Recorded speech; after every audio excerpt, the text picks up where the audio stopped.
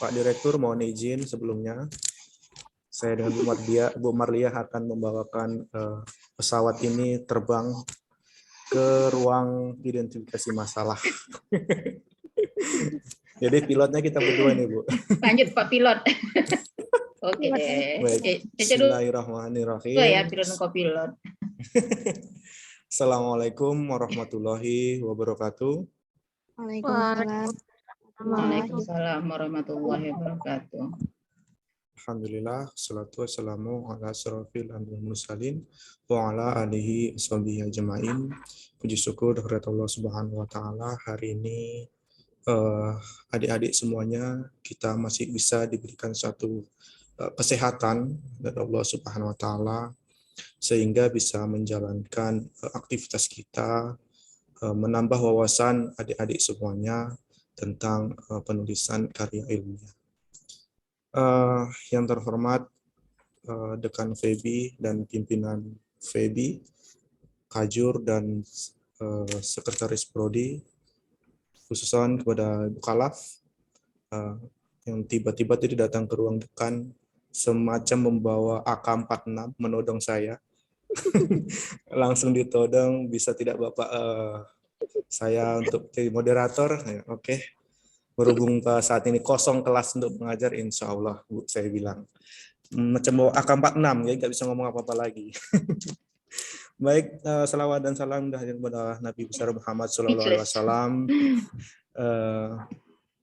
Atas karena beliau kita bisa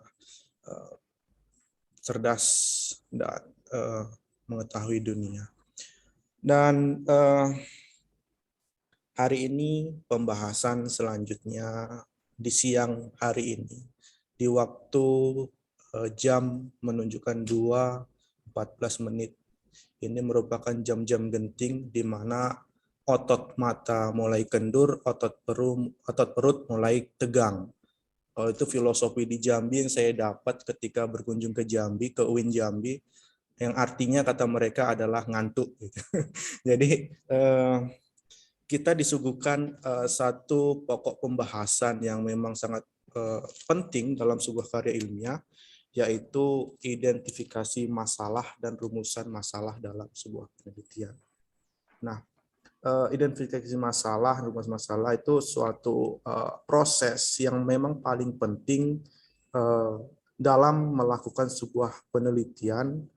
Selain di pendahuluan itu ada latar belakang dan juga ada rumusan masalah, ya. Dan juga di sini ada batasan-batasan ataupun poin-poin yang menjadi sebuah landasan untuk diuraikan ataupun untuk dipecahkan. Dan pada hari ini kita kedatangan tamu yang sangat luar biasa, yang sudah sangat berpengalaman di bidang penulisan karya ilmiah, khususnya di bidang penelitian-penelitian. Karena di sini moderatornya todongan, jadi saya belum sempat mencari literatur biografi beliau. Tulisan-tulisan apa saja, penelitian-penelitian apa saja yang sudah dibuat oleh beliau. Mungkin Scopus sudah ada, Ibu, ya? Belum, keceplosan gitu. Tapi mudah-mudahan didoakan segera. Bu Doktor, saya perkenalkan dulu ya. Nama Dr. Maria MAG, sekarang ini menduduki jabatan sebagai Wakil Dekan 1 di Fakultas Ekonomi dan Bisnis Islam. Saya kenal beliau, dalam diri beliau yang saya tahu tidak pernah ada kata malas, tidak pernah ada kata sedih.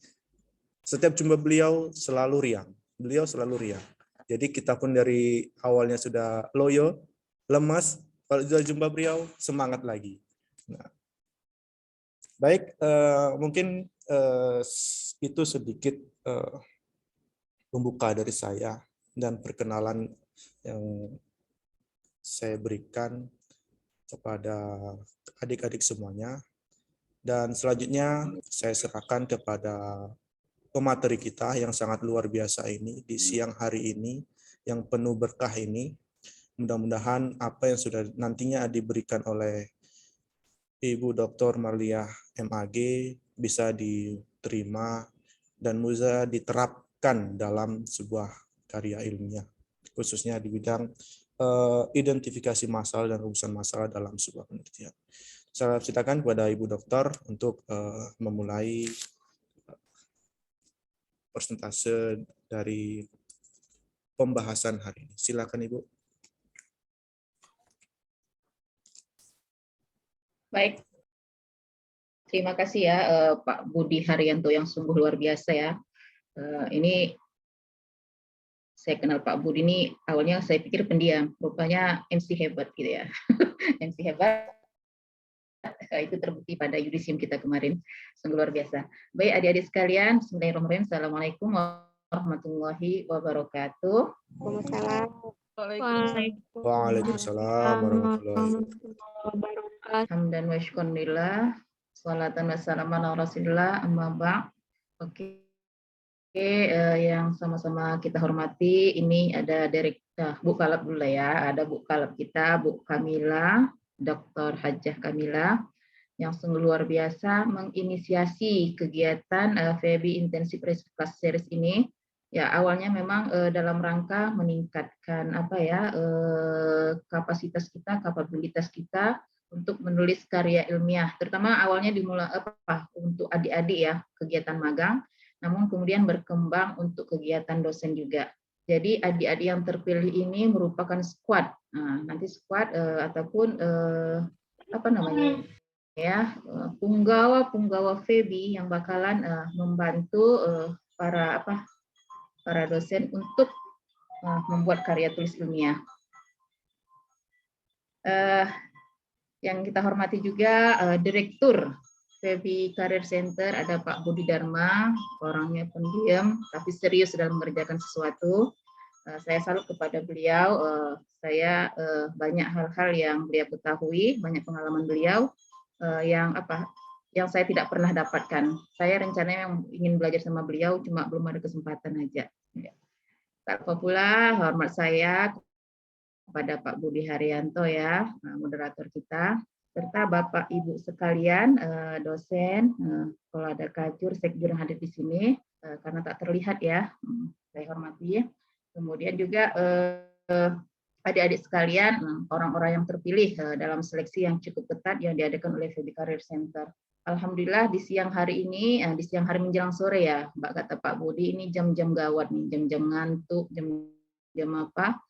Ya, tapi adik-adik sekalian, Bapak Ibu sekalian bersedia meluangkan waktu untuk ta'alum, belajar terkait dia dengan penulisan karya ilmiah. Dalam hal ini bukan berarti saya lebih paham dari Bapak Ibu sekalian, lebih paham dari adik-adik sekalian. Di sini juga saya belajar gitu ya, belajar bersama, berdiskusi terkait dia dengan penulisan karya ilmiah yang dalam hal ini saya ditodong oleh Bu Kamila. Tadi Pak Budi ditodong juga ya. Saya juga ditodong oleh Bu Kamila untuk ibaratnya mendiskusikan terkait identifikasi masalah dan rumusan masalah.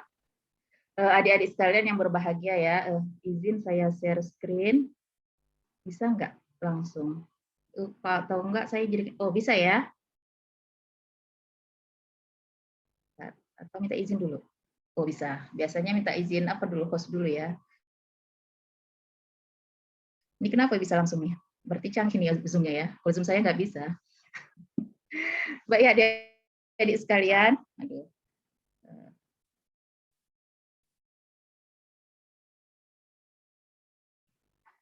Tema kita hari ini adalah terkait dengan identifikasi masalah dan rumusan masalah. Ini, selanjutnya ini, saya ingin bertanya, kira-kira apa itu masalah? Sebenarnya enaknya belajar ini memang sih secara offline, namun untuk kegiatan kali ini kita ada mempertimbangkan berbagai hal, jadi untuk bagian saya ini saya pikir secara online pun nggak apa-apa. Adik-adik mungkin bisa kita saling berinteraksi ya. Kira-kira dalam perspektif adik-adik sekalian, masalah itu apa? Ada yang memberikan tanggapan, silakan. Sesuatu yang harus diselesaikan, ini saya Bu. nggak tahu adik-adik masih ada atau enggak nih. Oh ya, silakan. Siapa nih? Saya Bu Anisari. Oke ya, Anisari. Kalau menurut saya masalah itu Bu sesuatu yang harus diselesaikan dan ingin dicari solusinya. Oh, sesuatu yang harus diselesaikan dan ingin dicari solusinya. Tadi ketika pas jeda mengatakan ingin dicari loh, masalah kok ingin dicari, rupanya ingin dicari solusinya. Oke, itu menurut Anisari ya. Nah, yang lain ada komen? Apa itu Bu, ada, Bu. masalah? Kandanda, siapa? Memang Kandanda namanya. Enggak, Ya. Bu. Itu kelewatan hurufnya yang da itu. Oke, siapa namanya nih? Kanda, Bu, Kanda. Kanda. Yang mana orangnya? Boleh saya tahu? Gelap, Bu, gelap. Oh, gelap. Oke, silakan Kanda. Nah, nampaknya nggak gelap. Kamu nih. Apa menurut Kanda? Ini kalau manggil Kanda nih kayaknya abang ya. Itulah makanya Oke, silakan Bang Kanda. Itu jadi masalah itu, Bu, suatu keadaan yang tidak oke, sesuai. silakan. Apa itu masalah? Ini, Bu, sesuatu keadaan yang nggak sesuai yang kita harapkan. Oh, sesuatu ada yang tidak sesuai yang diharapkan.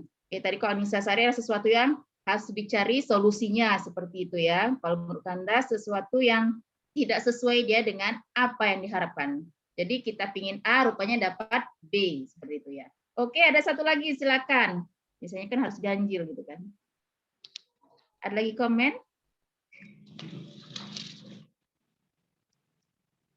Saya, Bu. Indah ada mau berpendapat ya? Silakan siapa Jadi nih? Intan, Bu. Nah, Jadi menurut saya masalah Intan, itu silakan adalah, Intan.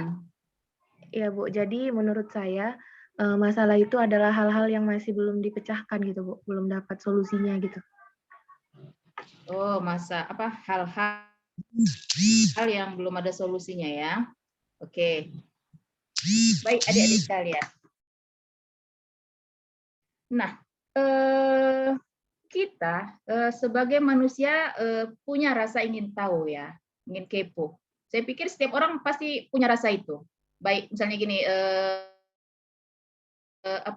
misalnya kalau ada kaum bergosip, kita ingin tahu apa yang gosipin gitu ya. Kemudian kalau ada orang menyembunyikan sesuatu, kita ingin tahu apa yang disembunyikan seperti itu. Nah, rasa ingin tahu itu bermuara pada dua hal. Yang pertama itu ada hal baru yang belum dipahami. Jadi kalau ada hal-hal yang belum kita pahami itu kita kepo gitu, kita ingin tahu ya. Nah, yang kedua, terkadang kita ingin tahu ya, kenapa itu sesuatu tidak berlangsung sebagaimana mestinya. Nah, itu tadi seperti yang diucapkan oleh Kanda ya. Ini yang saya tahu harus begini, tapi kenyataannya kenapa lain ya. Nah, inilah sasaran rasa ingin tahu itu adalah masalah. Jadi masalah itu bisa bermuara pada sesuatu hal baru yang belum dipahami, dan bisa juga sesuatu yang berlangsung itu tidak sebagaimana yang kita harapkan. Nah, biasanya masalah-masalah yang relatif rumit itu harus dijawab dengan scientific method, yaitu penelitian. Ya, adik-adik sekalian. Nah, terkadang kan ada masalah yang yang tidak perlu kita teliti. Misalnya, kenapa pulang terlambat? Nah, itu kira-kira perlu nggak kita melakukan langkah-langkah penelitian untuk mengetahuinya? Misalnya, kita cari latar belakang masalahnya, kemudian kita identifikasi masalahnya, kita rumuskan masalahnya. Kan itu saya pikir agak lebay sedikit ya. Kalau misalnya, kenapa kamu datang terlambat gitu? Saya jawabannya ya mungkin tadi karena kalau dia naik kendaraan mungkin bannya bocor, ataupun lama dapat angkot bagi yang naik angkot seperti itu ya. Jadi adik-adik sekalian, masalah-masalah yang relatif lebih rumit itu hanya bisa dijawab dengan dengan penelitian. Nah, ini tadi, apakah setiap masalah harus dijawab dengan penelitian? Nah, masalah yang berarti tidak semua masalah itu bisa atau harus dijawab dengan penelitian. Ya, masalah yang dijawab dengan penelitian itu adalah misalnya masalah yang baru. Ya, masalah yang baru kemudian bersifat penting dan kemudian dia memang layak untuk diteliti. Nah, Nah, itu adalah masalah penelitian. Nah, bagaimana menemukan masalah penelitian? Nah, ini kadang-kadang masalah adik-adik sekalian ya, masalah adik-adik yang ini berada di semester-semester menjelang akhir, semester 5 ke atas. Kalau semester 5 ke atas ini kan apa ya, sudah mulai memikirkan kira-kira apa yang menjadi tugas akhirnya seperti itu. Nah, bagaimana menemukan masalah penelitian? Nah, yang pertama, kita bisa melalui jalur realitas menuju jalur literasi. Maksudnya begini, kita perhatikan keadaan sekeliling kita, keadaan apa, realita yang terjadi di sekitar kita, ya kan? Kemudian kita cocokkan dengan kajian-kajian teori yang sudah ada, yang sudah kita pelajari.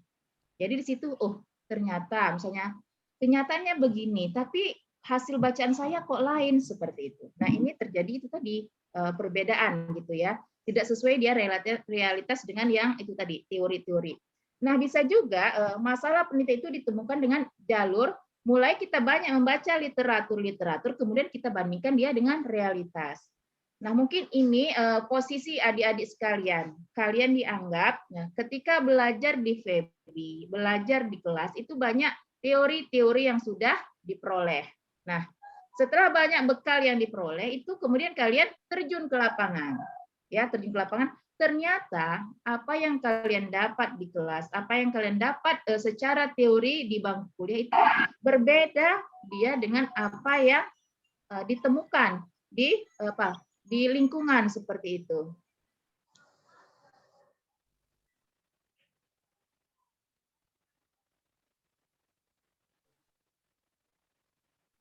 Izin sebentar ya.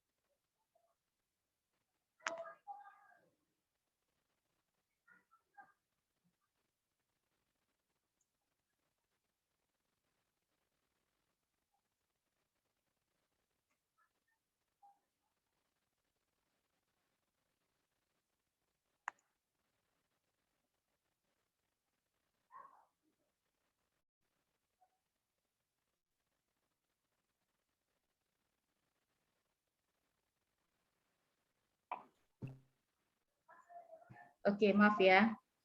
Jadi sampai di mana pun tadi. Baik ya, melalui jalur literatur dan apa ya ke realitas.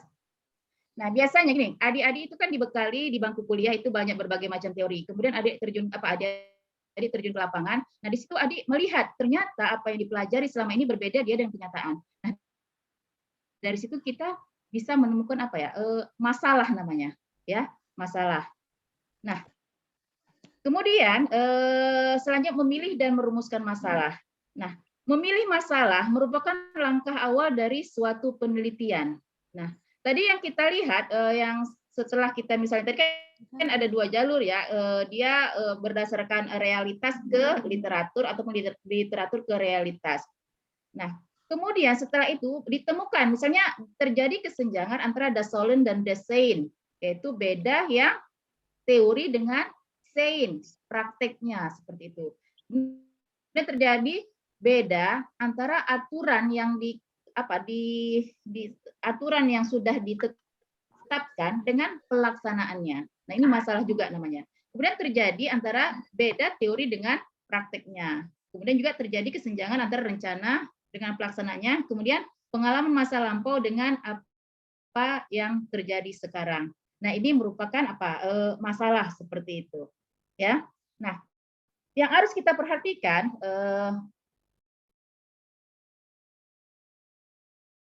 bahwa masalah penelitian akan menentukan kualitas dari penelitian, bahkan juga menentukan apakah sebuah kegiatan bisa disebut penelitian atau tidak, seperti itu. Nah, tadi kan kita gini, tadi sudah di awal disebutkan bahwa tidak semua masalah itu diselesaikan dia dengan penelitian, ya kan? Hanya masalah-masalah yang agak lebih rumit itu yang diselesaikan dengan penelitian. Yang kalau tadi saya dicontohkan, misalnya kenapa datang terlambat, gitu kan? Nah, itu tadi kira-kira enggak kan kita tidak membutuhkan penelitian lebih jauh seperti itu. Kita teliti dan sebagainya, menggunakan metodologi dan sebagainya. Kan itu tidak perlu, cukup kita tanyakan saja. Nah, kemudian identifikasi masalah adalah salah satu proses penelitian yang paling penting di antara proses yang lain. Jadi adik-adik, setelah kalian mengemukakan latar belakang masalah, identifikasi masalah adalah salah satu proses penelitian yang paling penting. Nah, kemudian juga masalah merupakan suatu kesulitan yang dihadapi yang memerlukan penyelesaian dan pemecahan. Seperti itu tadi yang dikatakan oleh Anisari, ya. Nah, kemudian juga biasanya sulit membedakan masalah dengan fenomena. Tetapi fenomena yang ada di sekitar kita juga bisa menjadi masalah penelitian yang menarik. Nah, adik-adik sekalian, sering terkadang kita sulit membedakan apa itu fenomena ataupun apa itu rumusan masalah. Kadang-kadang saya bertanya kepada mahasiswa bimbingan, apa masalahnya gitu. Ketika ditanyakan apa masalahnya, itu berarti kira-kira apa fenomena yang terjadi. Beda dia dengan rumusan masalah. Latar belakang biasanya di tulisan skripsi itu kan di yang poin A pertamanya di bab 1 pendahuluan itu adalah latar belakang masalah. Nah, sering ditanyakan apa masalahnya gitu. Nah, sering dijawab adalah rumusan masalah. Padahal yang diinginkan adalah gambaran dari fenomena penelitian kita gitu. Nah, disitulah tadi kita menggambarkan masalah berupa gap-gap atau kesenjangan-kesenjangan antara das Sollen das Sein, antara teori dengan praktek, antara yang rencana dengan realisasinya, seperti itu. Jadi di latar belakang masalah itu yang diceritakan fenomena, ya fenomena. Kenapa kita tertarik meneliti sesuatu, meneliti masalah sesuatu seperti itu. Nah, kemudian kita berbicara tentang identifikasi masalah penelitiannya. Nah, apa itu identifikasi masalah? Identifikasi masalah adalah suatu langkah awal sebelum menentukan rumusan masalah dalam suatu penelitian. Identifikasi masalah ini adalah usaha mendaftar sebanyak-banyaknya pertanyaan terhadap suatu masalah yang sekiranya bisa ditemukan jawabannya. Nah, dari mana kita asal dari identifikasi masalah ini? Nah, identifikasi masalah ini berasal dari uraian latar belakang masalah, ya kan? Dari uraian latar belakang masalah. Nah, untuk menuju kepada identifikasi masalah ini ada 2 tahap yang kita lakukan. Pertama, penguraian latar belakang masalah, kedua, rumusan masalah. Jadi, dari uraian latar belakang masalah itu kita ambil kira-kira masalah apa saja yang kira-kira muncul atau yang timbul yang mungkin bisa kita selesaikan, ya kan? Nah, konsep latar belakang masalah yang baik itu tadi kan identifikasi masalah berasal dari uraian latar belakang masalah. Nah, sebenarnya latar belakang masalah yang baik itu mengandung beberapa hal. Yang pertama, mengapa sih kita memilih masalah penelitian tersebut, ya kan? Nah, di situ kita ceritakan, misalnya kita ingin melihat, kalau kadang-kadang saya mencontohkan kepada mahasiswa itu ya, mahasiswa bimbingan saya, kita melihat kenapa sih pembiayaan mudharabah itu sedikit diaplikasikan di perbankan, ya kan? Padahal kita tahu bahwa mudharabah itu merupakan salah satu akad bagi hasil, ya kan? Nah, bagi hasil ini sebenarnya adalah tagline-nya perbankan syariah di masa awal ada bank syariah itu bank bagi hasil seperti itu ya. Nah, namun pada kenyataannya, kemudian juga kita melihat misalnya gini, contohnya lah ya, contoh uraian latar belakang masalah, kita ingin menyoroti masalah pembiayaan mudharabah bagi UMKM seperti itu. Nah, kita melihat misalnya UMKM, salah satu kesulitannya adalah pada masalah modal seperti itu. Nah, kemudian kalau seandainya prinsip mudorobah ini kan adik-adik sudah tahu bahwa itu salah satu pihak menjadi pemodal, sohibul mal 100%, kemudian satu lagi sebagai mudorib, pengelola.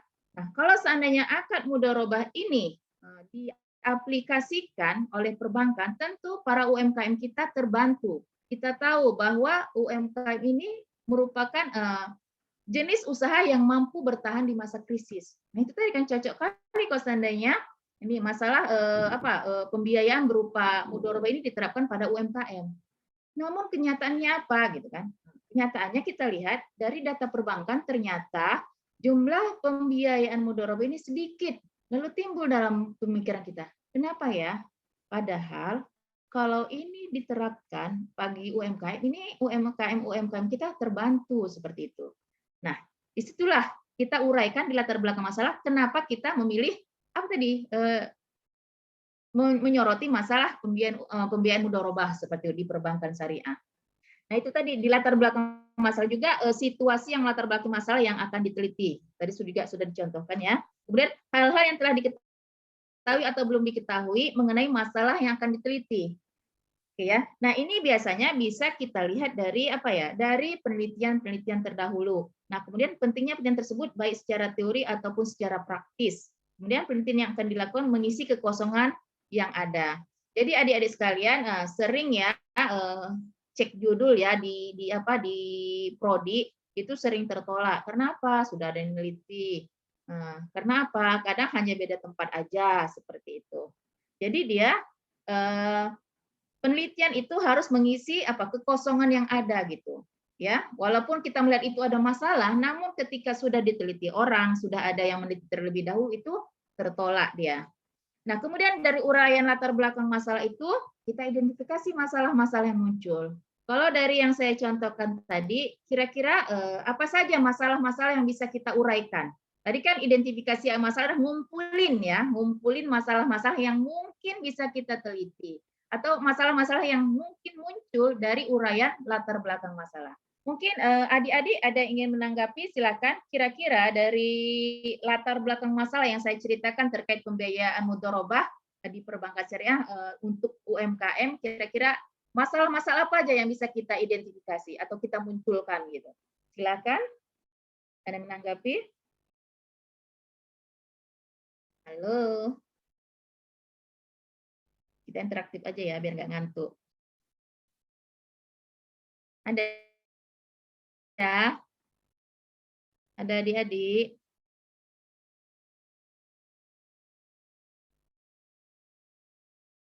Anybody home?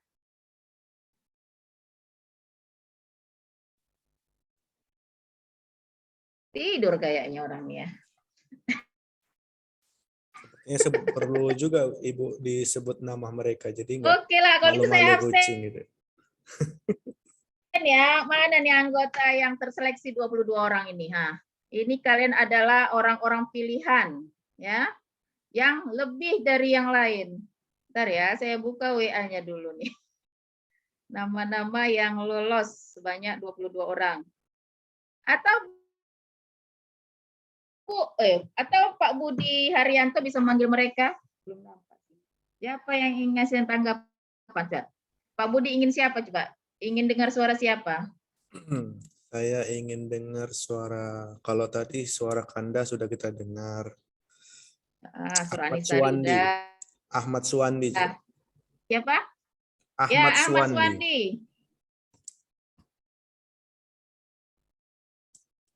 Ada orangnya.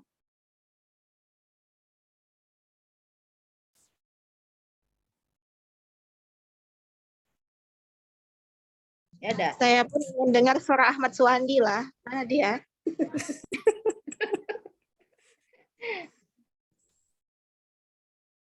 Ada Ahmad Suwandi?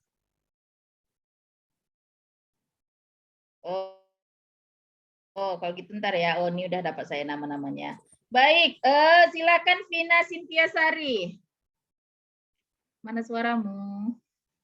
Halo Vina. Are you here?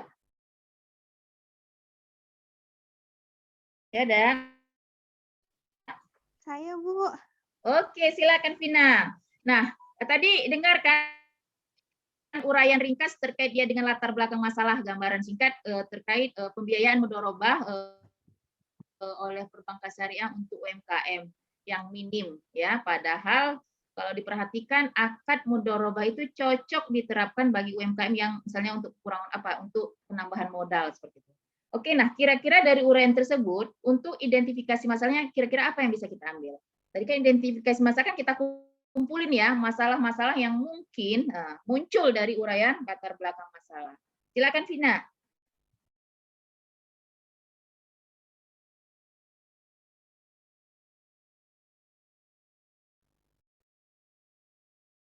Sebut saja, di sini tidak ada salah, tidak ada benar.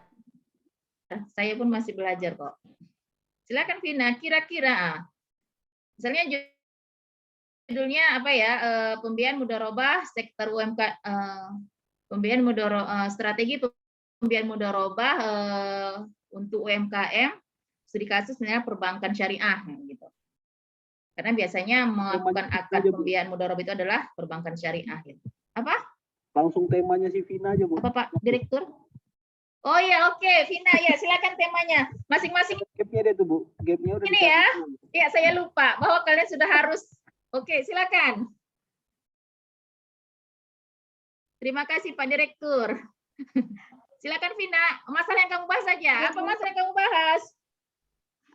Saya baru punya tema, Bu. Kalau masalah belum ada. Oh, kamu nggak punya masalah berarti. Oke, Belum tema kamu apa? dapat, Bu. Tema saya tentang labelisasi halal, Bu. Oke, nah labelisasi halal. Kira-kira, ini pertanyaannya, kenapa kamu tertarik untuk memperhatikan labelisasi halal ini? Ada apa dengan labelisasi halal? Ini cakap saya Batak atau Jawa? Jawa, Ya, Bu. label. Ya, silakan. Oh iya, Oh, Jawa ya. ide yang saya cetuskan itu seperti ini. Jadi ide yang saya cetuskan itu seperti ini, Bu. Kenapa orang kalau beli produk itu cuma tengok label halalnya, padahal sebenarnya kalau di dalam komposisi itu banyak bahan makanan yang sebenarnya itu asalnya itu nggak halal gitu, Bu. Misalnya kan ada yang dia masih pakai alkohol gitu, kayak misalnya kosmetik contohnya itu masih ada alkoholnya, tapi kenapa dia bisa berlabelisasi halal? Jadi ketika orang beli itu, Bu, dia cuman oh udah halal gitu, padahal sebenarnya di dalamnya itu masih terdapat yang bukan diharamkan sih, Bu. Ada ya seperti itulah, Bu. Ya, non halalnya gitu. Iya, Bu. Oke. Nah, dari uraian kamu tadi apa rumusan masalahnya coba? Atau itu tadi apa yang bisa jadi pertanyaan gitu? Yang jadi masalahnya gitu. Dari uraian kamu tadi. Ingat, identifikasi masalah, mengakumulasi masalah-masalah yang mungkin muncul dari uraian latar belakang masalah. Tadi kan kamu sudah mengemukakan gap-nya kan? Iya, Bu. Nah, kira-kira apa lah? Buat aja dua pertanyaan.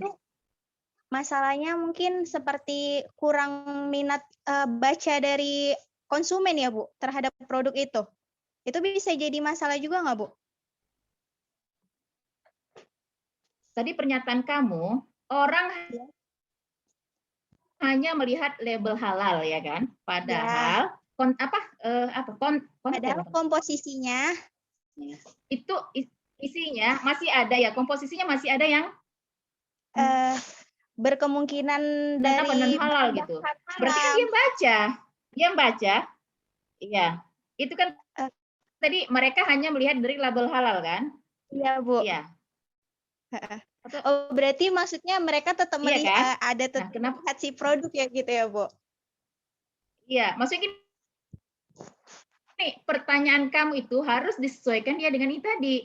Apa yang kamu ungkapkan misalnya itu kan gap-nya ya di latar belakang masalah. Jadi jangan beda latar belakang masalah, beda pertanyaannya. Apakah daya beli konsumen kurang? Itu cocok enggak ditanyakan? Karena tadi kenyataan yang kamu ungkapkan, mereka membaca label halalnya. Jadi kan ini agak apa deh ya, agak iya kan, bertolak belakang kan? Iya. Atau bagaimana pendapatmu? Oke. Jadi dia harus sinkron ya antara latar belakang masalah dengan apa? Identifikasi masalah yang kamu ambil.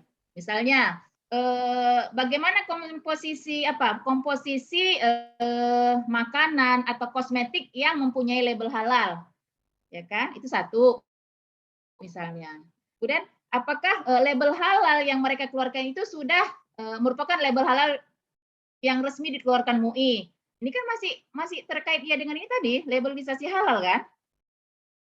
Bisa saja bertanya nih, Iya, Bu. apakah ya, kemudian muncul juga pertanyaan, apakah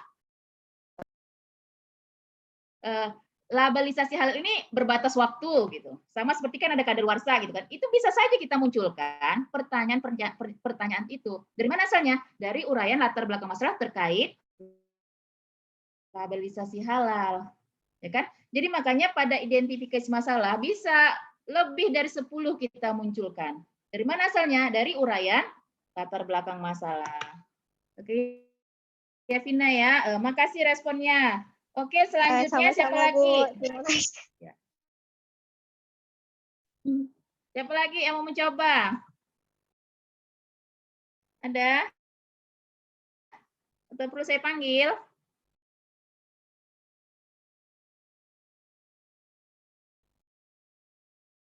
Coba Ayu Permatasari, apa yang kamu bahas? Baik, Bu. Tema saya tentang pasar tradisional dan juga marketplace, Bu. Untuk judul artikel itu, eksistensi pasar tradisional di tengah persaingan dengan marketplace di masa pandemi COVID-19. Eksistensi pasar tradisional di tengah persaingan dengan marketplace di masa pandemi COVID-19. Oke, nah kira-kira apa yang kamu lihat dari ini tema ini gitu? Kira-kira kenapa muncul tema ini yang ingin kamu bahas gitu?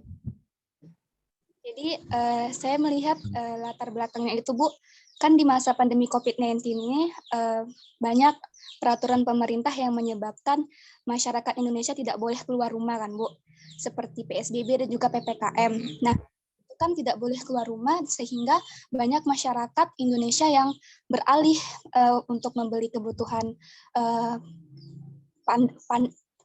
kebutuhan pangannya, kebutuhan sandangnya itu melalui marketplace, Bu, gitu. Karena banyak beberapa pasar tradisional yang jam operasionalnya ataupun jam jualannya itu kan dibatasi, sehingga banyak masyarakat Indonesia itu yang lebih memilih untuk belanja melalui marketplace, Bu, karena selain untuk menaati peraturan pemerintah, juga untuk menjaga kesehatan diri sendiri dan juga keluarga gitu. Jadi saya ingin melihat bagaimana eksistensi pasar tradisional ini di tengah persaingan dengan marketplace di masa pandemi COVID-19, di mana marketplace ini kan, Bu, di masa era 5.0 ini kan juga berkembang dengan pesat gitu, Bu. Seperti Lazada, Shopee itu menurut saya perkembangannya pesat banget gitu, Bu.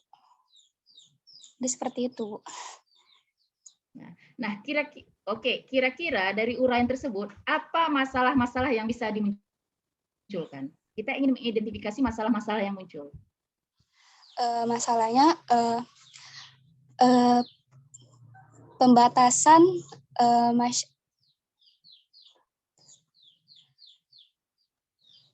sebentar ya, Bu. Saya juga baru nemu judulnya tadi malam, Bu.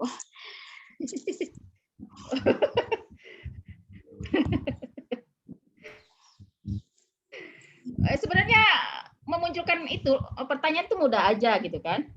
Bagaimana misalnya keberlangsungan pasar tradisional di tengah misalnya persaingan marketplace. Nah, itu kan salah satu pertanyaan.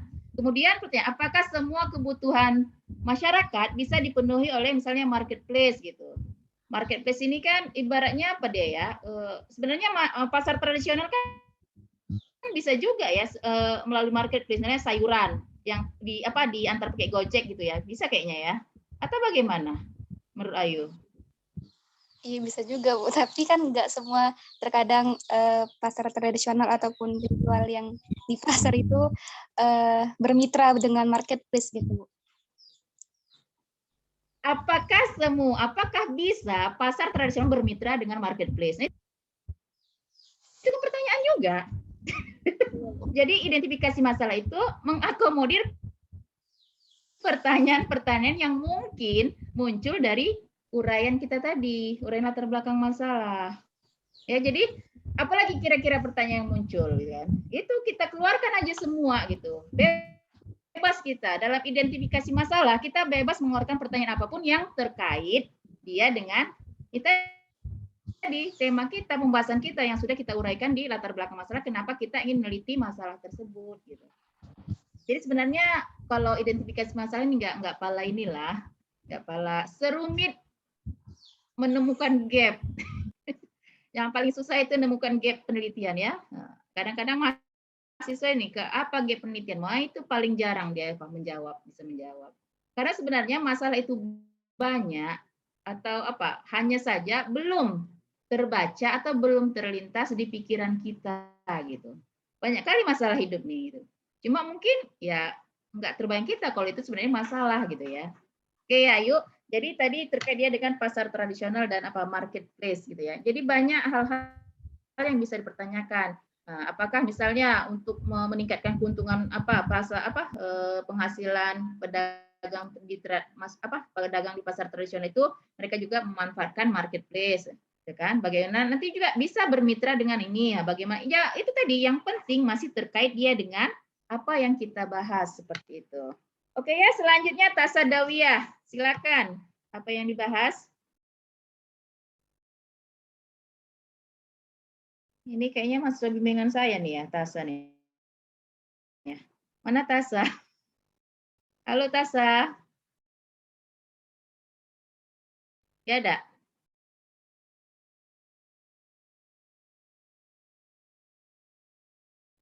Oke ya, kita lanjutkan kalau memang nggak ada.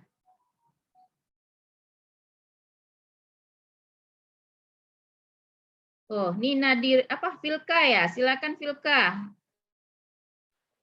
Raise hand. Ada apa Filka? Iya Bu, terima kasih. Perkenalkan saya Filka dari jurusan Perbankan Syariah. Di sini saya kan mau mengangkat tema mengenai kartu kredit di bank syariah ya kan Bu. Jadi saya berpikir untuk menulis mengenai gimana sih perilaku konsumen terhadap penggunaan dalam kartu kredit syariah, terutama bank syariah kan baru aja nih di Indonesia, yaitu Bank BSI, Bank Syariah Indonesia. Nah, saya ingin mengangkat bagaimana sih analisis perilaku konsumen dalam menggunakan kartu kredit syariah, atau kalau di BSI itu namanya BSI Hasanah. Nah, itu bagaimana sih Bu? Menurut Ibu, apakah bisa saya angkat judul itu untuk dijadikan jurnal begitu Bu? Nah, kira-kira pertama kan kemarin sudah berbicara tentang gap ya. Kira-kira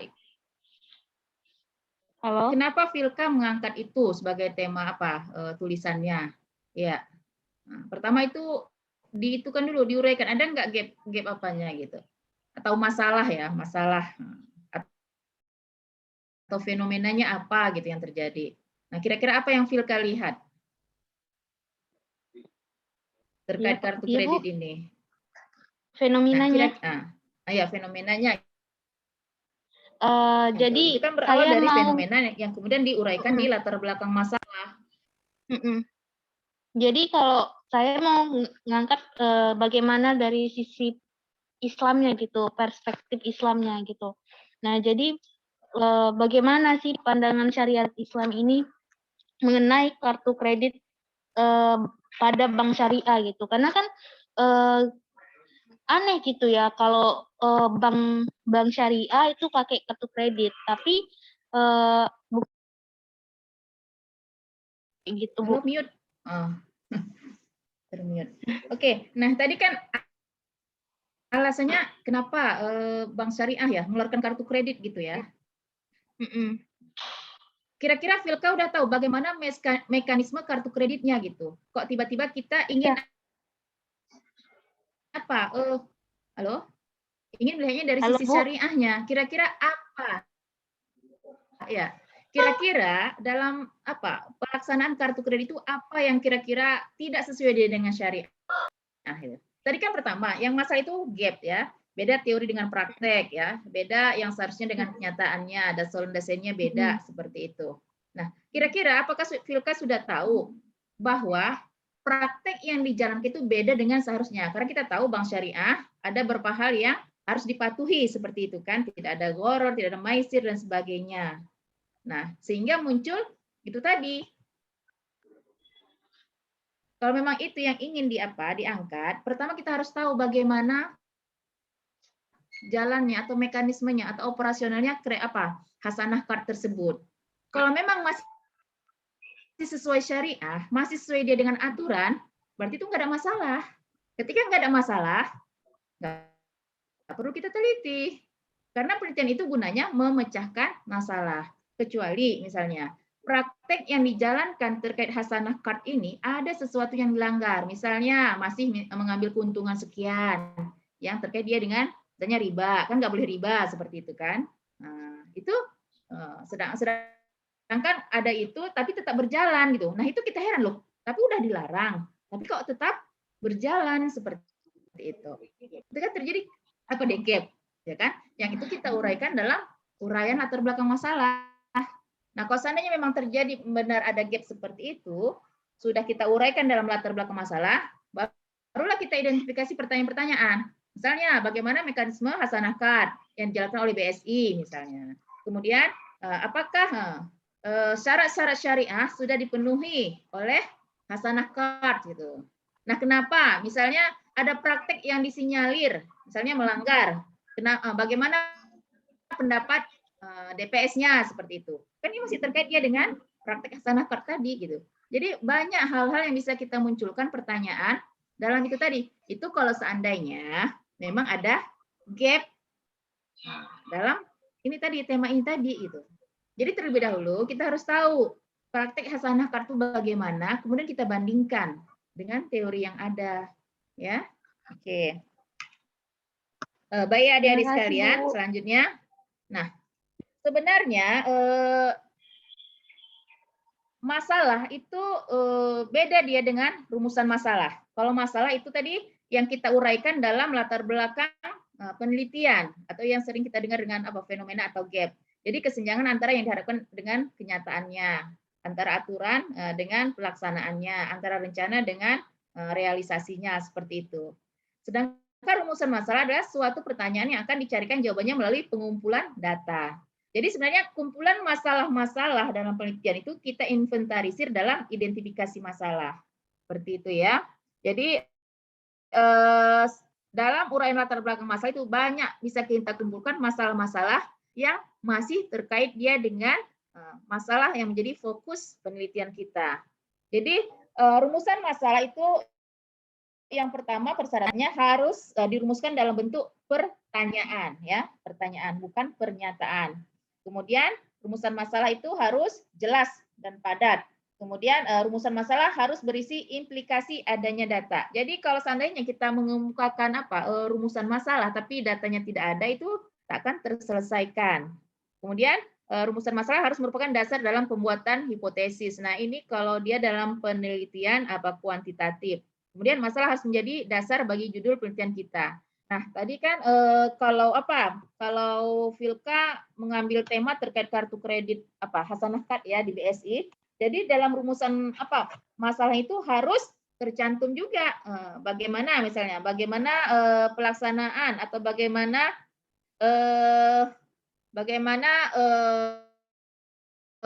proses pembuatan hasanah card di BSI, apakah sudah memenuhi prosedur sesuai syariah atau tidak? Bagaimana pendapat misalnya kalau seandainya disinyalir terjadi misalnya pelanggaran, bagaimana pendapat DPS-nya seperti itu. Jadi dia masih terkait dia dengan uraian latar belakang masalah kita, ya. Kalau Ayu tadi terkait dia pasar tradisional, nah itu tadi bagaimana misalnya, apakah memungkinkan jika pasar tradisional tadi juga memanfaatkan marketplace seperti itu. Nah, kemudian tadi untuk Vina tentang labelisasi halal, apakah seluruh komposisi dari misalnya produk kosmetik yang berlabel halal itu halal gitu, atau apakah ada sudah terjamin semuanya seperti itu. Jadi dia berasal dari uraian latar belakang masalah. Nah, kemudian ini bentuk-bentuk rumusan masalah ya. Nah, bentuk rumusan masalah ini ada berbagai macam. Yang pertama, rumusan masalah deskriptif. Nah, rumusan masalah deskriptif ini berkenaan dengan pertanyaan terhadap keberadaan variabel mandiri, baik satu variabel ataupun lebih variabel yang berdiri sendiri. Nah, ini contohnya bagaimana kondisi pelayanan publik di Kota Medan. Nah, ini dia rumusan masalahnya bersifat deskriptif. Nanti temuan penelitiannya bersifat uraian deskriptif. Kita menceritakan bagaimana misalnya pelayanan pelayanan publik di Kota Medan.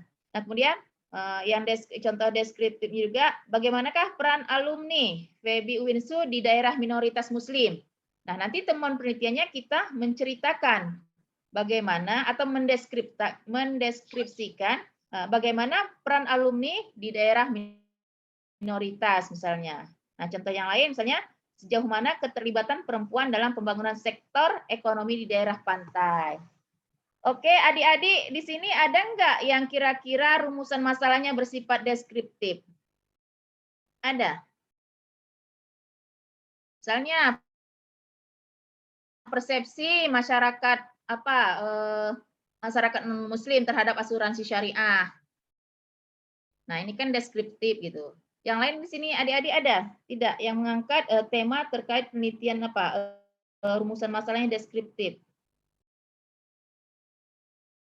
Ini perlu ditanya satu-satu lagi nih. Oke, Novita. Novita siapa? Syahrani ya?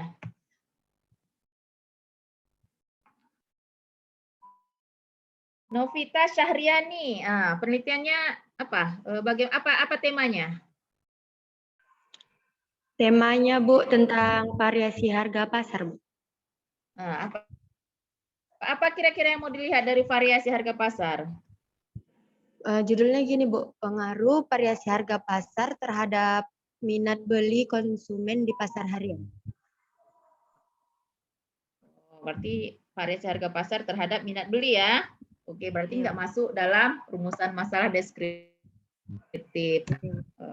Baik, kita lanjutkan aja. Nanti mungkin bisa dipas-paskan kemana rumusan masalah adik-adik sekalian. Apakah deskriptif, komparatif, dan sebagainya. Baik, nah yang pertama rumusan masalah deskriptif. Ya, ini hanya terdiri dari satu variabel dan dia bersifat hanya sekedar penggambaran seperti itu. Yang kedua adalah rumusan masalah komparatif. Komparatif ini berarti kan membandingkan keberadaan satu variabel atau lebih pada dua atau lebih sampel yang berbeda atau pada waktu yang berbeda. Nah, di sini dicontohkan, apakah terdapat perbedaan penghasilan antara petani karet dan kelapa sawit di Kabupaten Labuhan Batu Selatan. Nah, ini kan kita membandingkan, rumusan masalah ini adalah membandingkan antara penghasilan petani karet dan kelapa sawit, ya. Kira-kira ada nggak bedanya gitu. Nah, contoh yang lain, apakah kualitas produksi sepatu UMKM binaan Pemko Medan berbeda dengan kualitas produksi UMKM mandiri misalnya. Maksudnya UMKM yang tidak dibantu atau tidak dibina seperti itu. Jadi dia di sini ingin membandingkan bagaimana kualitas produksinya. Kemudian contoh yang terakhir ini, adakah perbedaan kualitas pelayanan bank swasta dengan bank pemerintah? Jadi pada rumusan masalah yang ketiga ini adalah ingin membandingkan kualitas pelayanan. Jadi ini rumusan masalahnya bersifat komparatif atau perbandingan. Kalau yang pertama tadi itu adalah deskriptif ya. Nah, selanjutnya rumusan masalah asosiatif, yaitu bersifat menanyakan hubungan antara dua variabel. Nah, untuk rumusan masalah asosiatif ini ada terbagi beberapa. Yang pertama hubungan simetris, ya. Contoh dari hubungan simetris adalah adakah hubungan antara, contohnya ya, adakah hubungan antara pendidikan petani dengan tingkat adopsi teknologi baru gitu. Kemudian yang kedua, adakah hubungan antara banyaknya semut di pohon dengan tingkat manisnya buah? Simetris ya, hubungannya apa ya? hubungan yang apa dia sama gitu, simetris ini sejajar ya, simetris. Kemudian yang ketiga, adakah hubungan antara banyaknya mahasiswa FEBI UINSU dengan jumlah penduduk Papua? Nah, kira-kira ini betul nggak nih contohnya? Silakan ditanggapi. Untuk contoh yang pertama ini kan misalnya pendidikan. Kalau kita lihat dengan teknologi ini kan terkait dia dengan pengetahuan ya. Kemudian kita penasaran, ada nggak hubungan antara pendidikan petani dengan tingkat adopsi teknologi baru gitu. Kemudian yang kedua ini hubungan antara, apakah ada hubungan antara banyaknya semut di pohon dengan tingkat manisnya buah. Biasanya kan semut ini suka yang manis-manis kan. Jadi ada nggak muncul pertanyaan, ada nggak hubungan banyak semut di pohon dengan tingkat manisnya buah gitu. Nah yang nomor 3 ini, adakah hubungan antara banyak mahasiswa FEBI dengan jumlah penduduk Papua? Ada yang menanggapi? Silakan. Ada? Saya, Bu. Ya, silakan Rija. Jadi kalau untuk yang pertama, ya Bu. Jadi kalau untuk yang pertanyaan pertama, adakah hubungan antara pendidikan petani dengan tingkat adopsi teknologi baru? Jadi saya rasa ini simetris gitu ya Bu, berhubungan. Karena pendidikan itu kan ya yang seperti Ibu katakan tadi mempengaruhi pengetahuan seseorang. Jadi apabila seseorang itu pengetahuannya tinggi, maka dia juga akan lebih memahami terhadap teknologi-teknologi yang membantu pekerjaannya gitu. Jadi dia akan memanfaatkan teknologi itu gitu Bu. Oke. Terus? Yang kedua adakah hubungan antara banyaknya semut di pohon dengan tingkat manisnya buah? Saya rasa kemungkinan berhubungan, tapi kemungkinan tidak begitu Bu. Kemungkinan ya, karena ini perlu penelitian ya. Ya Bu. Benar. Tapi kalau yang untuk yang ketiga itu jelas-jelas tidak berhubungan Bu. Kenapa pula tidak berhubungan? Secara kira-kira logika. Apa penyebabnya? Saya mahasiswa. Ya mahasiswa FEBI UINSU itu kan pada umumnya merupakan letaknya di UIN Sumatera Utara gitu. Jadi mungkin sulit untuk dijangkau. Maksudnya siswa dengan jumlah penduduk. Ya sama sekali nggak berhubungan begitu Bu. Jumlah penduduk. Ya kenapa nggak berhubungan kira-kira? Mungkin belum ke Papua dia itu Bu. Apa alasannya? Yang mempengaruhi jumlah penduduk itu apa kan kira-kira alasannya? Bukan berasal dari banyaknya mahasiswa begitu. Gimana ya Bu?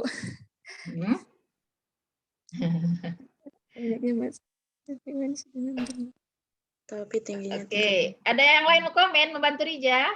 Ya mungkin yang lain. Ya silakan. Siswanya Bu, tapi dari tingkat pernikahan ataupun tingkat kelahiran itu sendiri. Oke, kalau masalah penduduk tingkat kelahiran. Nggak berpengaruh ke mahasiswa. Ya? Nggak ada kaitannya dengan mahasiswa ya? Ya, lebih ke kelahiran, angka kelahiran atau angka pernikahan yang ada pada di kelahiran di ya. Oke. Yang lain ada lagi ngasih komen? Ada? Adik-adik sekalian, kenapa saya nomor 3 ini memberikan contoh seperti ini? Inilah yang sering terjadi pada mahasiswa-mahasiswa FEBI. Ya kan? Dia ngambil variabel sesuka hatinya gitu, asal comot. Kan ini kalau dicari teori tentang mahasiswanya ada, ya kan? Teori tentang penduduk ada. Tapi kira-kira ada nggak ahli mengatakan kalau ini berhubungan gitu? Jadi kalau saya lihat selama ini skripsi-skripsi yang sering diapakan, ini asal ambil variabel aja tanpa ada teori gitu. Makanya sering saya tanyakan kira-kira hubungan antar variabelnya apa gitu. Jadi ini hanya sekedar apa ya, sekedar membuka apa ya wacana ataupun pengetahuan kita semua bahwa sebenarnya itu semua harus ada teorinya gitu. Tidak boleh aku suka ambil variabel ini dicomot, aku karena suka ini dicomot. Tapi dia harus ada dasarnya kenapa kita mengambil variabel itu sebagai bahan penelitian kita. Ya adik-adik ya, sengaja saya merahin ini, biar ada komentar di antara kalian. Oke ya, benar kan? Kalau ini secara logika pun tidak ada hubungannya. Ini mahasiswa Febi Winsu, ditanya penduduk Papua. Kira-kira secara logika pun tidak ini ya. Dan ahli pun memang tidak ada mengeluarkan teori bahwa jumlah mahasiswa, jumlah penduduk ini berhubungan dia dengan banyaknya mahasiswa seperti itu. Jadi ini kan di luar logika. Kemudian memang tidak ada teorinya.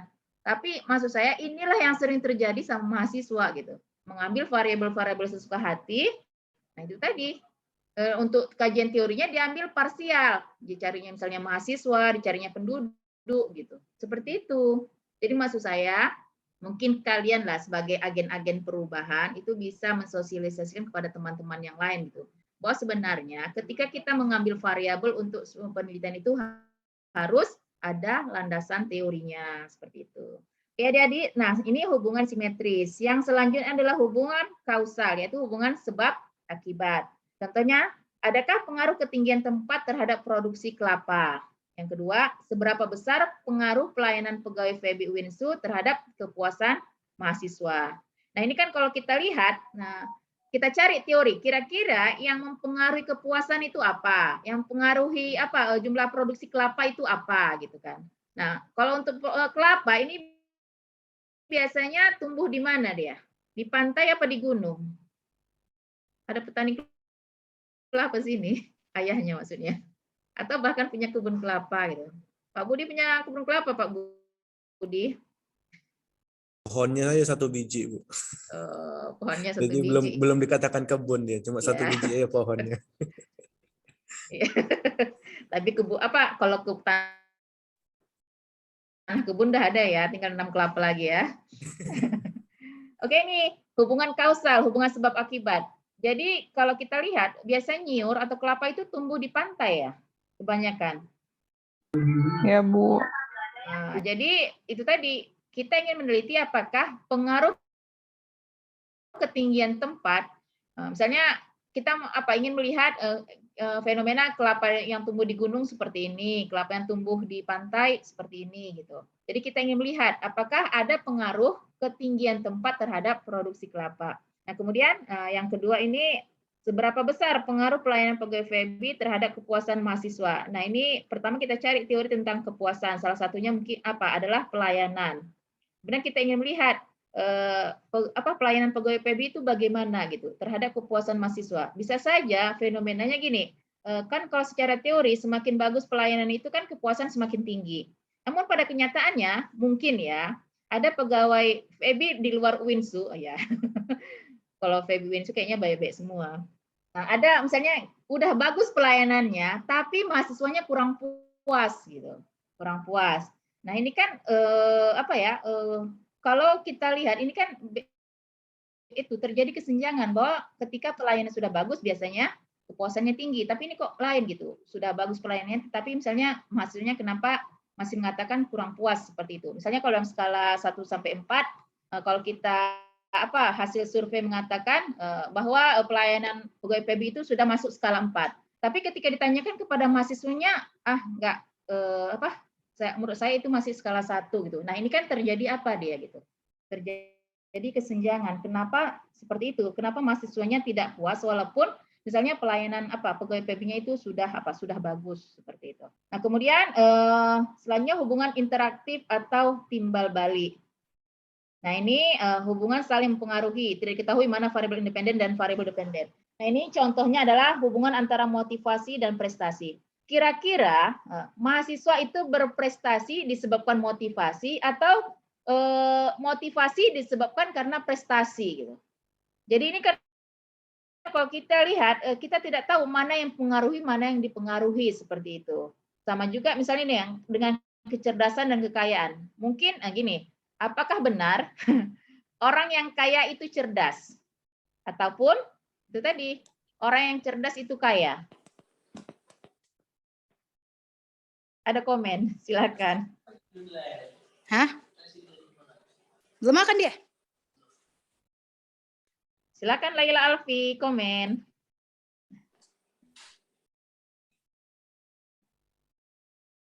Belum makan jam segini. Oke, silakan. Ada yang komen kira-kira di antara dua contoh ini? Apakah disebabkan motivasi yang tinggi seseorang itu berprestasi? Atau karena prestasi yang tinggi, motivasinya tinggi juga gitu? Atau contoh nomor 2, bahwa kecerdasan itu mempengaruhi kekayaan, ataupun orang kekayaan itu dipengaruhi oleh kecerdasan. Mempengaruhi kecerdasan. Silakan, ada komen. Ini yang laki-laki belum ya? Oh, Kanda tadi udah ya. Desvira Utami, ada? Ya, Bu. Nah, kamu bahas tentang apa? Saya bahas tentang pola kemitraan pada usaha peternakan, Bu. Pola kemitraan pada usaha peternakan. Kira-kira apalah itunya, LBM-nya ataupun gap penelitiannya? Jadi mungkin sekitar tahun 2015 sampai 2018 gitu, di dekat-dekat rumah saya sini ada banyak sekali usaha peternakan yang berjalan dengan pola kemitraan gitu kan, Bu. Tapi sekitar tahun 2019 sampai sekarang itu berkurang terus gitu, Bu, jumlah peternaknya. Jadi kenapa bisa itu berkurang? Padahal kan kemitraan ini saling bantu-membantu gitu, Bu, apabila rugi. Tapi kenapa bisa berkurang? Gimana sih pola kemitraan yang mereka adaptasi? Apakah sudah sesuai dengan aturan-aturan yang sesuai di ekonomi Islam gitu, Bu?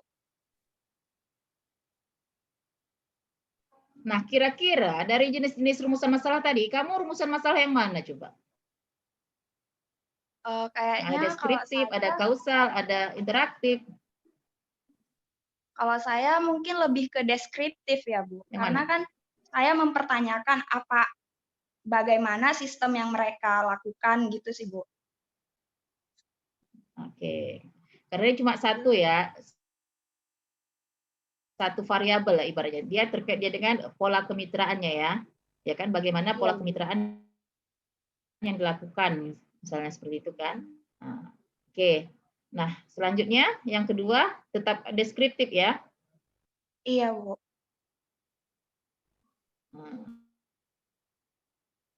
Bisa nggak kalau dibuat menjadi apa? Misalnya apa? Kausal. Kausal.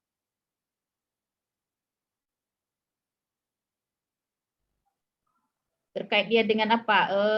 Pola usaha kemitraan tadi. Bisa nggak dibuat pertanyaannya apa?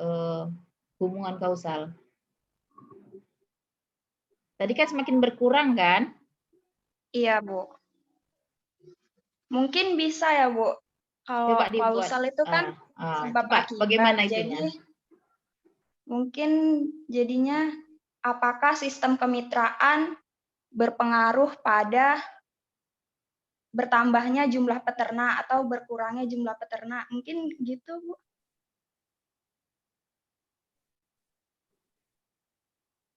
Atau gimana ya, Bu? Saya juga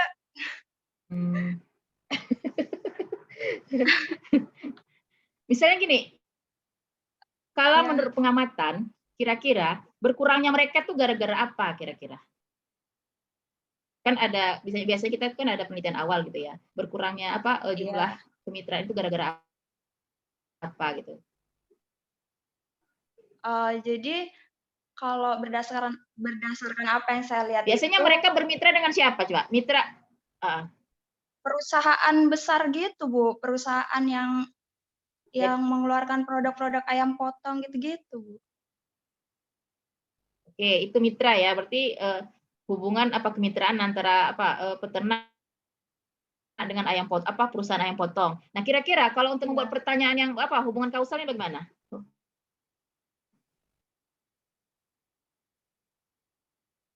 Kalau saya sih kan peternakan Bisa ini nggak? cuaca ya Bu, dipengaruhi sama cuaca. Jadi mungkin apakah cuaca berpengaruh terhadap tingkat kehidupan, apa sih namanya? Tingkat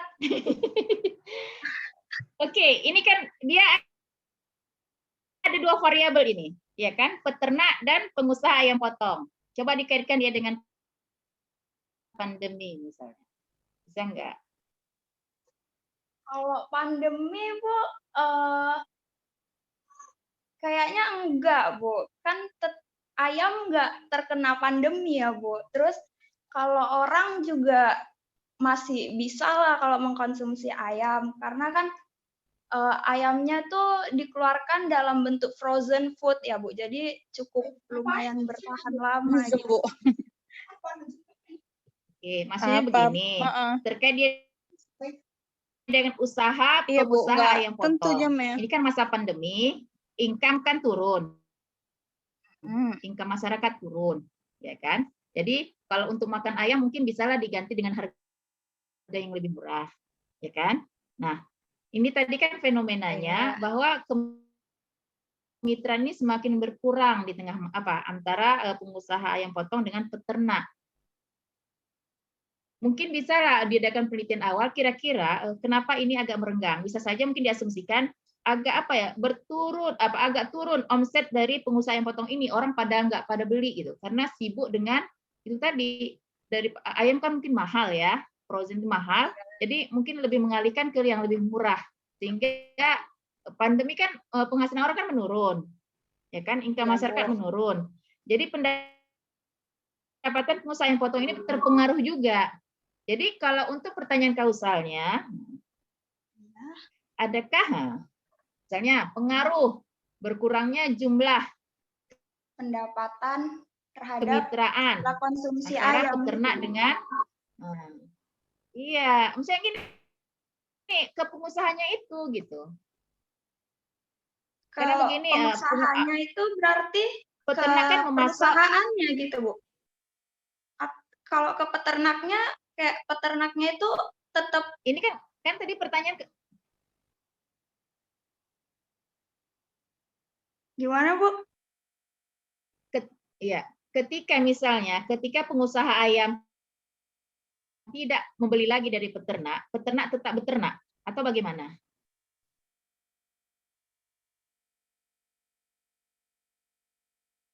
Karena kan mereka bermitra gitu ya, Bu. Kalau misalnya perusahaan mitranya udah nggak ngambil lagi, otomatis tutup, Bu.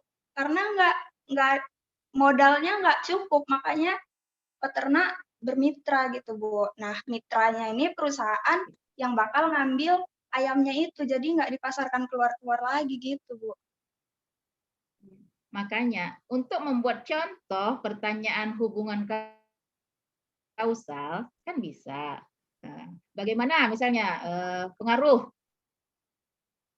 Tadi kan mungkin kenapa pengusaha tadi nggak ngambil lagi, karena mungkin omsetnya berkurang kan, karena masyarakat kurang minat terhadap ayam tadi gitu kan, akibat mungkin income-nya menurun, jadi untuk kebutuhan sehari-hari itu dialihkan ke yang lebih murah seperti itu. Jadi adakah pengaruh pendapatan pengusaha ayam potong yang mitra ini tadi peternak terhadap ini berkurangnya jumlah peternak di ini tadi gitu. Di kampung di kampung Desvi gitu. Ini sebenarnya ya maksudnya ini membuat contoh bagaimana tadi yang dari deskriptif kan bisa. Nah, kalau untuk membuat pertanyaan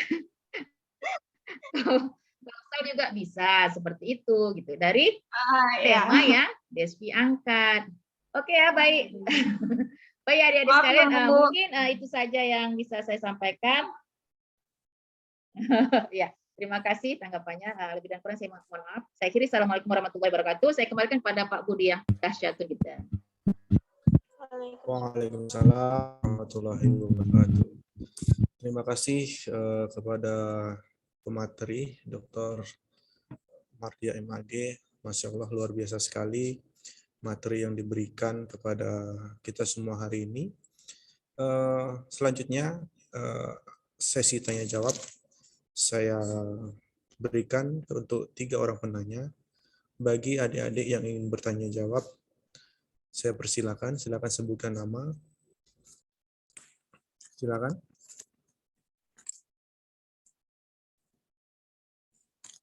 Atau tidak ada?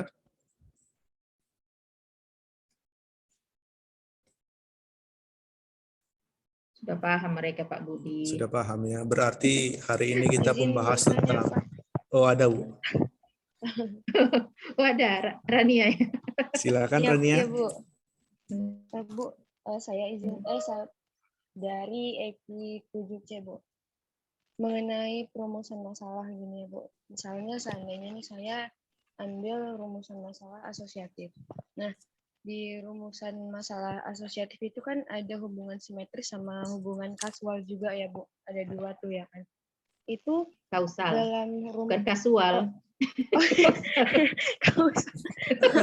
Sepatu itu berarti.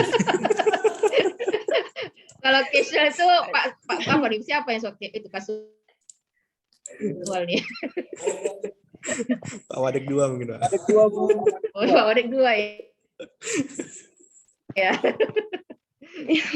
Jadi kan Ya, dua silakan. ada hubungan simetris dengan hubungan kausal. Nah, dalam perumusan masalah itu yang nantinya mungkin saya akan taruh ke dalam rumusan masalah itu bisa saya tambahin dua-duanya, apa harus saya milih satu hubungan simetris, satu hubungan kasual gitu? Kausal, Bu. Kausal. Iya, kausal gitu kan. Oke. Ya. Terima kasih. Oke, Pak Budi jawab langsung atau bagaimana? Boleh, Bu, langsung aja. Baik ya. Nah, pertanyaan apakah dalam satu atau beberapa rumusan masalah gitu ya, kita buat berbagai macam bentuk rumusan masalah, ada simetris, ada kausal, ada mungkin asosiatif dan sebagainya gitu ya. Nah, ini bisa saja yang pertama kita buat deskriptif, yang kedua kita buat simetris, yang ketiga kausal misalnya kayak gitu. Namun ini nanti terkait dia dengan penyelesaiannya di metopol, ya kan? Kita sesuaikanlah dengan metopolnya. Nah, untuk rumusan masalah yang pertama yang tadi simetris, cangkulnya apa yang kita buat? Atau pisaunya apa yang kita buat untuk apa? Menyelesaikan ini, memotong-motong ini gitu. Jadi dia harus disesuaikan dia juga dengan metode penelitiannya. Nggak masalah kita buat berbeda gitu. Deskriptif, simetris, kausal, hanya saja itu tadi. Kita juga harus mengakomodir rumusan masalah ini penyelesaiannya di metodologi penelitiannya. Ya kan? Jangan misalnya masalah deskriptif kita pakai nanti apa ya? Penyelesaiannya untuk masalah misalnya kausal. Kausalnya kan hubungan misalnya kayak gitu kan. Simetris kan hanya apa? Hubungan juga. Kemudian deskriptif yang jelas ya, kita pakai penyelesaiannya apa? Pakai pengaruh dan sebagainya. Ini kan nggak apa dia. Jadi kita sesuaikan. Boleh kita membuat pertanyaan itu deskriptif, simetris, kausal. Nah, tapi di metopol harus kita akomodir dan memastikan bahwa itu bisa dijawab semua. Dan datanya juga itu tadi harus disesuaikan. Bisa nggak diolah itu. Misalnya kalau untuk yang ada pengaruh-pengaruh atau hubungan-hubungan itu kita pakai ini gitu. Biasanya kita pakai EVIUS, pakai SPSS seperti itu ya. Nah, kalau deskriptif kan misalnya pakai wawancara gitu ya. Wawancara kan nggak perlu kita olah-olah pakai ini lagi gitu, alat tools seperti SPSS dan sebagainya. Jadi boleh saja berbeda, hanya saja kita akomodir di metopolnya. Oke ya, Rania ya. Baik, ada lagi yang masih gundah gulana dengan pembahasan permasalahan masalah?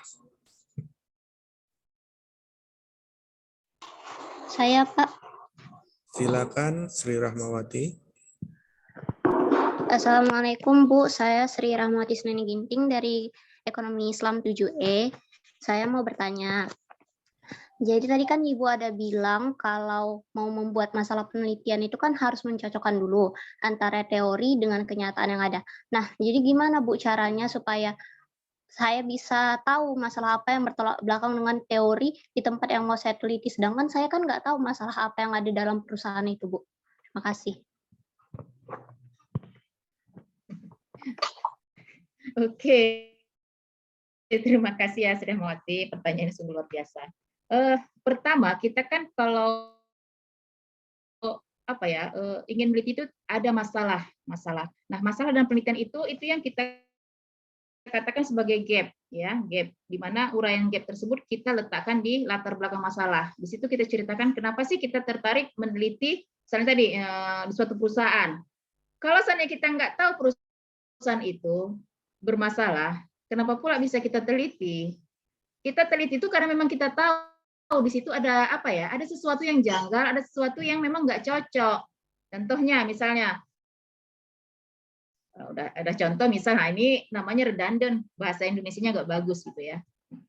Contohnya, kita melihat seperti tadi contoh pelayanan pegawai PB itu sudah bagus, ya. Tapi kata mahasiswanya enggak. Kemudian tiba-tiba kita ingin meneliti masalah pelayanan di Unimed. Nah ini yang kalau sering saya contohkan seperti Abu Nawas mencari jarum di tempat terang, padahal hilangnya di tempat gelap. Kenapa dicari tempat terang? Karena nggak nampak, nggak ada lampu gitu. Nah itu tadi, kalau memang kita nggak tahu tadi ya, masalahnya kamu kan nggak tahu masalah di perusahaan itu, ya kan? Kita harus mencari masalah. Masalah itu tadi terjadinya kesenjangan antara teori dengan praktek. Misalnya bahwa perusahaan tersebut harus menjalankan SOP-A. Ternyata SOP itu nggak dijalankan. Kita tahu, ya. Kalau kita nggak tahu ya kan nggak timbul masalah kan? Karena kita tahulah maka bisa timbul masalah. Kalau kita nggak tahu ya kita anteng aja gitu kan, tenang-tenang aja gitu. Apa cari repot gitu. Nggak penasaran kita, gitu kan? Karena kita nggak tahu, nggak kenal dan sebagainya. Tapi ini masalahnya kita kepo gitu kan. Kita tahu misalnya kita bekerja di perusahaan itu gitu kan. Kita tahu aturannya harus seperti ini, tapi ternyata yang dijalankan itu berbeda gitu. Penasaran kita, kenapa ya gitu? Harusnya seperti ini, tapi kenyataan kenapa ini ya gitu. Kita kepo, kenapa ini terjadi? Dan itu misalnya ada pembiaran. Ya kan? Aneh gitu kan. Itulah tertarik kita untuk meneliti. Rasa ingin tahu kita itu muncul, digelitik gitu. Ada apa sebenarnya? Nah, itu tadi kita tuangkan dalam misalnya penelitian. Ya. Jadi memang harus kita ketahui itu tadi bahwa misalnya kita ingin meneliti suatu tempat, memang kita tahu bahwa tempat itu memang kejadiannya. Jangan kita tahu ada masalah di tempat A, ingin kita teliti di tempat B.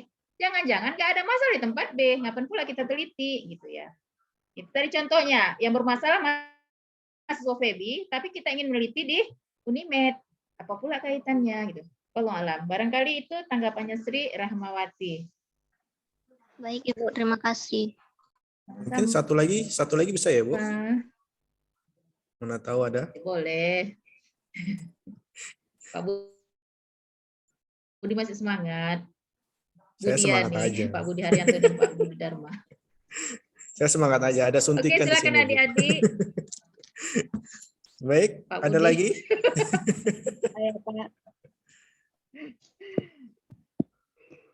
Ya, Novita Syahriani ya. Ya, Bu. Silakan Novita. Ya, oke. Jadi Bu, kayak mana Bu cara mudah kita Bu untuk menentukan bahwa variabel yang kita angkat itu masuk ke dalam rumusan masalah komparatif, deskriptif atau kausal Bu? Bagaimana cara mudah Ibu kita mengetahui variabel kita itu masuk ke rumusan masalah? Oke, Novita tadi membahas masalah apa? Pengaruh variasi harga Bu. Pengaruh variasi harga pasar Bu. Variasi harga pasar terhadap minat beli konsumen di pasar harian Bu. Minat beli konsumen ya. Ini ada dua variabel kan, variasi harga pasar dan minat beli. Oke. Nah, kira-kira dari sini nampak ini bisa nggak kita buat ini deskriptif pertanyaannya? Bisa nggak? Bisa Bu. Cuman contohnya Eh,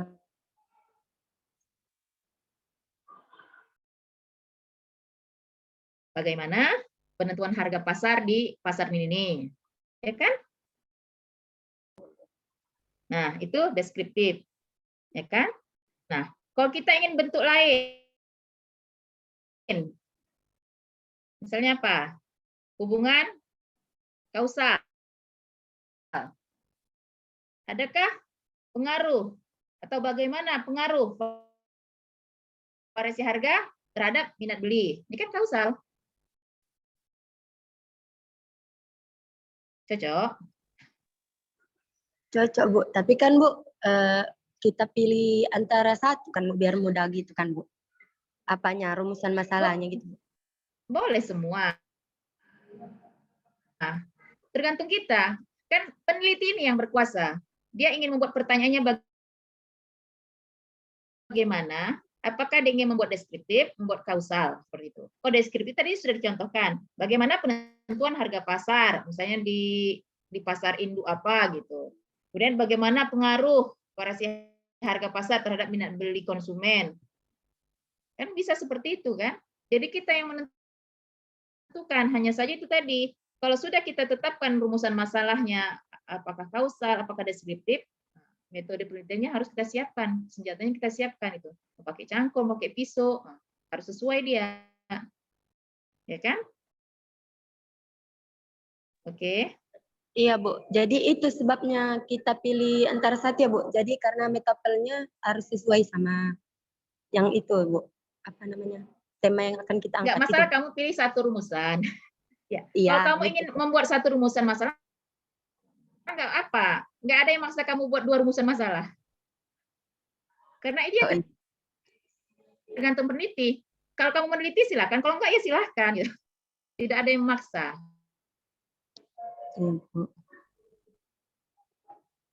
Oke. Oke, Bu. Terima kasih, Bu.